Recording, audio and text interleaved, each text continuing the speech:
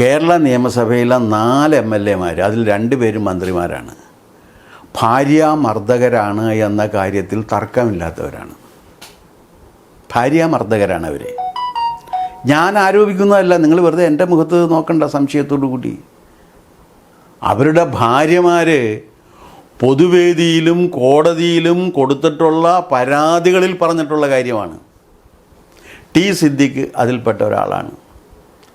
ഭാര്യയെ ചവിട്ടി ശരിപ്പെടുത്തി ഉപേക്ഷിച്ചു, 2 പേരെ കെട്ടി എന്നാണ്. കോൺഗ്രസ്സാണ് അദ്ദേഹം, അറിയാലോ. ടി സിദ്ദിഖ് കോൺഗ്രസ്സാണ്, ഭാര്യാമർദ്ദകനാണ്. 1-ാം ഭാര്യയെ ചവിട്ടി പുറത്താക്കിയിട്ട് 2-ാം ഭാര്യയെ വെട്ടു എന്നാണ് കേൾവി. നമ്മുടെ മുഖ്യമന്ത്രിയുടെ ഇപ്പോഴത്തെ മരുമകനും മന്ത്രിയുമായിരിക്കുന്ന മുഹമ്മദ് റിയാസ് 1-ാം ഭാര്യയെ വയറ്റത്ത് തൊഴിച്ച് എന്ന് മാത്രമല്ല ഭിത്തിയിൽ ചാരി നിർത്തി നാഭിക്കിടിച്ചിട്ടുണ്ട് എന്ന് അവർ കൊടുത്ത പരാതിയിലുണ്ട്. അദ്ദേഹം CPM ആണ്.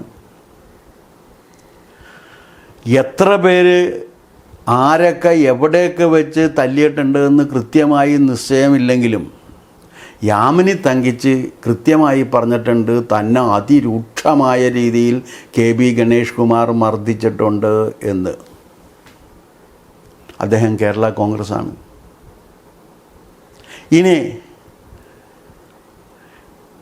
കൊല്ലത്തുകാരുടെ രോമാഞ്ചമായി വിരാജിച്ചുകൊണ്ടിരിക്കുന്ന MLA മുകേഷ് 1-ാം ഭാര്യയെ ഗർഭിണിയായിരിക്കെ വയറ്റത്ത് ചവിട്ടുകയും മുടിക്ക് കുത്തിപ്പിടിച്ച് വലിച്ചിഴച്ച് ഇടിക്കുകയും ചെയ്തു എന്ന് അദ്ദേഹത്തിൻ്റെ ഭാര്യയായിരുന്ന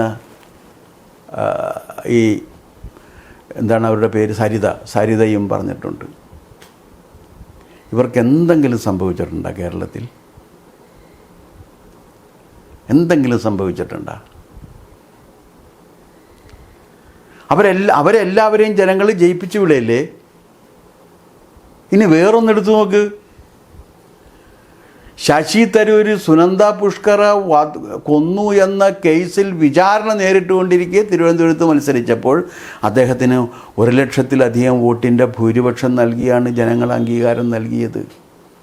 ഇത് കേരളമാണെന്ന് ഇടക്കിടക്കൊക്കെ പറയാറില്ലേ ചില സംഘടനകളൊക്കെ. അവരിതിനെക്കുറിച്ചൊക്കെ ഒന്നും പറഞ്ഞ് ഞാൻ കേട്ടിട്ടില്ല.